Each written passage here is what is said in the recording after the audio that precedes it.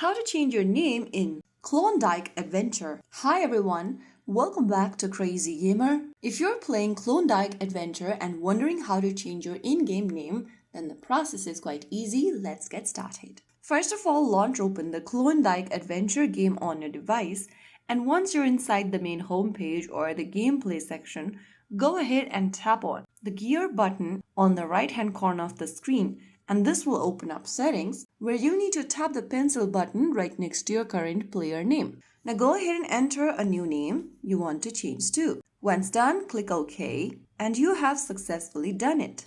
You can keep changing your name whenever you want by repeating the same step. So there you go. That is how you can easily change your in-game name in Klondike Adventure. Pick a name that's easy to remember for friends and alliances. Avoid special characters that might cause display issue. You can change it again later if you want. So that's how you successfully update your name and get ready to continue your Klondike adventure with a fresh identity. If you found the video helpful, don't forget to like, share and subscribe to our channel. I will be back again in the next video. Thank you for watching.